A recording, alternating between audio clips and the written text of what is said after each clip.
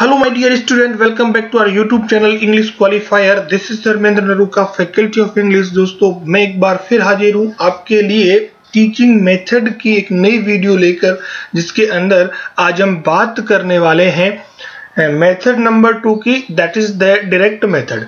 इसे क्या कहा जाता है? डायरेक्ट या डायरेक्ट मेथड कहा जाता है। काफी इंपॉर्टेंट है एग्जाम के पॉइंट ऑफ व्यू से।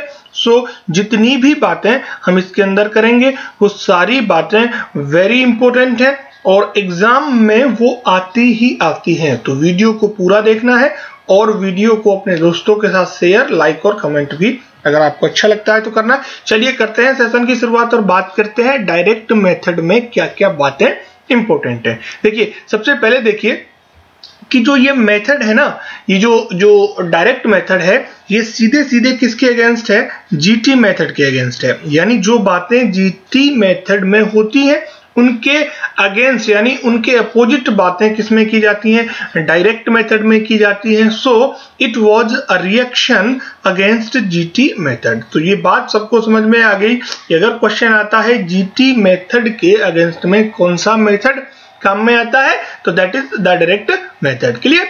चलिए नेक्स्ट बताया है this method was advocated by Michael West. अब इस नाम का आपको अच्छे से याद रखना है। जो माइकल वेस्ट है ना, इसी ने इसको एडवोकेट किया हुआ है ना। तो इस मेथड को जो सपोर्ट किया है, इसका जो प्राइम सपोर्टर है वो कौन है? माइकल वेस्ट है। क्लियर? चलिए नेक्स्ट है it was originated in France in 1901। 1901 में फ्रांस में इस मेथड को जन्म दिया गया। इसका ओरिजिन कहाँ है? फ्रांस है और ईयर है 1901। ठीक है, चलिए देखो इसको किस किस नाम से जाना जाता है।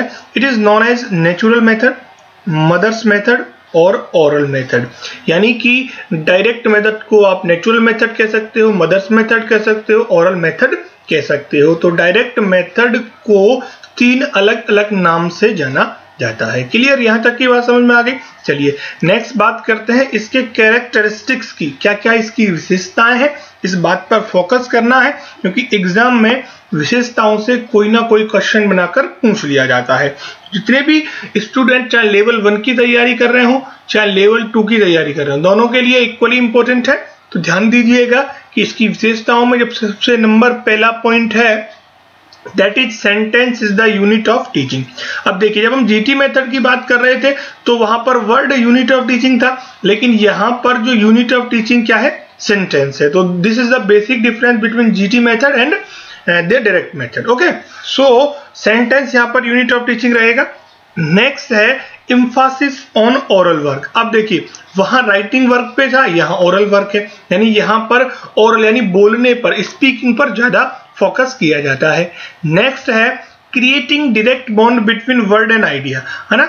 वर्ड और आइडिया यानी शब्द और विचार के बीच सीधा मेल खाता है।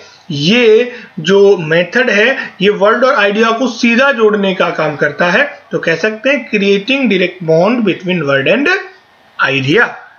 नेक्स्ट है use of mother tongue is restricted, यानी अपनी मातृभाषा का यूज इसमें बहुत ही कम होता है, यानी उसको करीब करीब अवॉइड किया जाता है।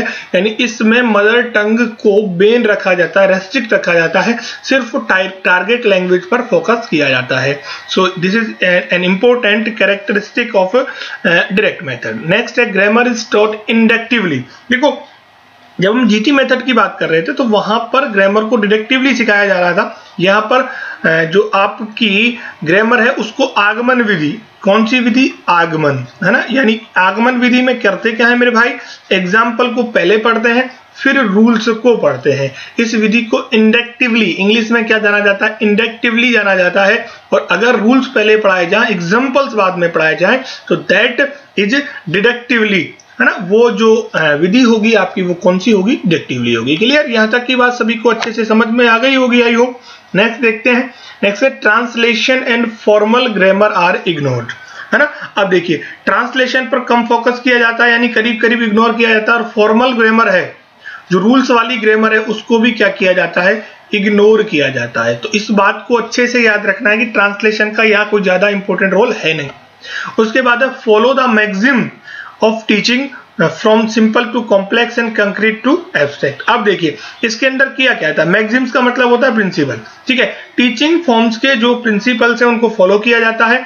इसमें जो आपकी जो पढ़ाई होती है उसको सिंपल से कॉम्प्लेक्स, यानी पहले छोटी छोटी बातों को पढ़ाया जाता है, उसके बाद बड़ी बातों की तरफ, यानी कंक्रीट, पहले उन चीजों को पढ़ाया जाता है जो दिखाई देती हैं और फिर उन चीजों पर पढ़ाया जाता है जो दिखाई नहीं देती। जैसे पेन है तो पेन को पहले पढ़ाया जाएगा, फिर ऐसे जैसे हमने कहा फीलिंग, तो फीलिंग एब्स्ट्रैक्ट है तो उसको बाद में पढ़ाया जाएगा। यानी कहने का मतलब ये हुआ कि जो चीजें दिखाई दे सकती हैं उन्हें पहले पढ़ाया जाता है और जिनके प्रति फीलिंग्स जो भी एब्स्ट्रैक्ट हैं, जो भी आइडिया भाव की बात करती हैं, उन्हें बाद में पढ़ाया जाता है। तो जब भी आप बात करेंगे इंडक्टिवली विधि की तो उसमें ऐसा होता है कि सिंपल टू कॉम्प्लेक्स, यानी पहले छोटी बातों को, सरल बातों को, फिर जटिल बातों को पढ़ाया जाता है। सबसे पहले कंक्रीट जो दिखाई देती है और फिर किसको पढ़ाया जाता है, जो दिखाई नहीं देती। सो ओवरऑल आपको इस चीज को अच्छे से क्लियर कर लेना है। क्लियर है? चलिए नेक्स्ट बात करते हैं इसके एडवांटेजेस की। किसकी बात करने वाले हैं हम? एडवांटेजेस की। अब देखिए एडवांटेजेस में देखिएगा कि this is a natural method of teaching because English is taught in the same way as the mother tongue is taught. तो this is the basic advance, ठीक है, बेसिक एडवांटेज। अब देखिए ये एडवांटेज है क्यों? क्योंकि देखो किसी भी भाषा को सीखने के लिए हमको कोई ना कोई प्रोसेस फॉलो करनी पड़ती है। तो ये जो मेथड है ना, इसकी जो टीचिंग है, इसमें इंग्लिश को इस तरीके से सिखाया जाता है जैसे बच्चा मदर टंग को सीखता है ना, वैसे ही यहाँ पर ये एक फॉरेन लैंग्वेज को सीखने की कोशिश करता है।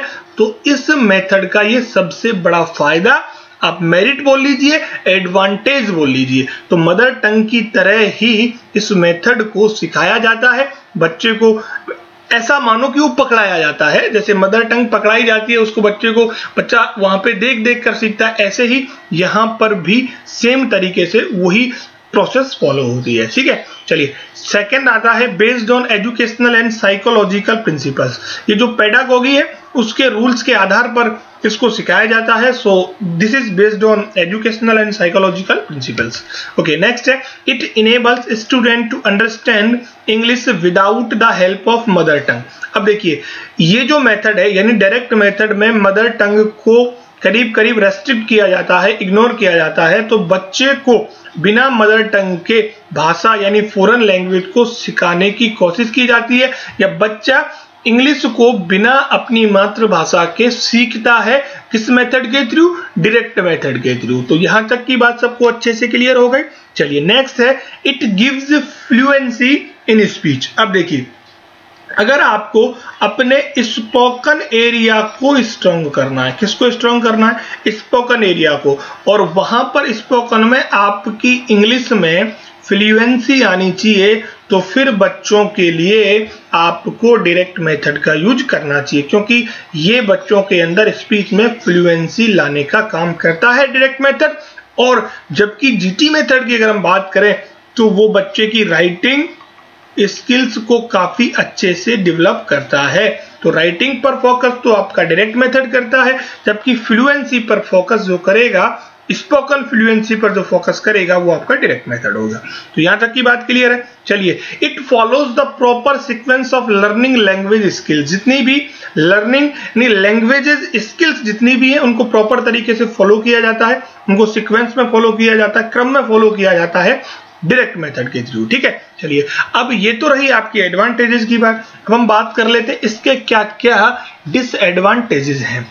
और डिसएडवांटेजेस में मैं बात करूं तो सबसे पहले है it is incomplete method because it gives more emphasis on listening and speaking. देखिए मैं पिछले वीडियो में बात की थी कि हमारे पास 4 स्किल्स हैं, एल है, एस है, आर है, डब्ल्यू है। एल का मतलब हो जाता है लिसनिंग, एस से स्पीकिंग, आर से रीडिंग और डब्ल्यू से राइटिंग। वैसे इन चारों चीजों को आपको याद भी रखना है, एग्जाम में आपसे इन चारों चीजों को भी पूछा जा सकता है। अब देखिए इस वाले पोर्शन में एक तो लिसनिंग और स्पीकिंग पर फोकस किया जाता है, राइटिंग और रीडिंग को अवॉइड किया जाता है, जबकि जीटी मेथड में राइटिंग और रीडिंग दोनों पर फोकस था। एल और एस यानी लिसनिंग और स्पीकिंग को अवॉइड किया जाता था। तो हम पढ़ रहे थे कि ये बिल्कुल जीटी मेथड के क्या है, अपोजिट होता है। तो ये केवल और केवल अगर लिसनिंग और स्पीकिंग पर फोकस होगा तो फिर बच्चे का जो रीडिंग और राइटिंग स्किल्स है कहीं ना कहीं वो इफेक्ट होती है। तो इस दृष्टि से, इस पॉइंट ऑफ व्यू से एक इसका ये नुकसान देता है, डिसएडवांटेज इसकी कैटेगरी में आ जाता है। चलिए नेक्स्ट है, it is an expensive method. अब देखिए वहां पर टीचिंग एड्स की कम जरूरत होती थी, आई मीन टू से जीटी मेथड में, लेकिन बात करें अगर डायरेक्ट मेथड की तो ये बहुत एक्सपेंसिव मेथड है। यहाँ पर टीचिंग एड्स काफी महंगे आते हैं, तो ये काफी महंगा मेथड माना जाता है। नेक्स्ट है, it is not useful in over crowded classrooms. अगर क्लास में बच्चे ज्यादा हैं, स्टूडेंट ज्यादा है, तो इसे वहां पर अप्लाई कर पाना बड़ा मुश्किल होता है, तो ये उस दृष्टि से यूजफुल नहीं होता, इसीलिए लिखा हुआ है it is not useful in over crowded classroom. चलिए नेक्स्ट बात करते हैं कि it is a time consuming method. अब देखिए GT method time saving method है, लेकिन इसमें टाइम ज्यादा खर्च होता है, बच्चे को छोटी छोटी चीजें सिखानी पड़ती हैं बोलकर। जबकि बात करें जीटी मेथड की तो वो वहां पर एनर्जी भी कम खर्च होता है और टाइम भी कम लगता है, इसीलिए वो एक इंपॉर्टेंट मेथड हो जाता है राइटिंग और रीडिंग के हिसाब से। जबकि लिसनिंग और स्पीकिंग के हिसाब से ये मेथड इंपॉर्टेंट है, जबकि इसके डिसएडवांटेज में ये बात भी इंक्लूड हो जाती है कि इसमें बहुत ज्यादा टाइम लगता है। उसके बाद है लैक ऑफ ट्रेंड टीचर। अब देखिए जीटी मेथड के लिए आपको ग्रामर के सारे रूल्स आने चाहिए। अब यार रूल्स की जरूरत नहीं होती, तो ट्रेंड टीचर की कमी इस मेथड के अंदर महसूस होती है।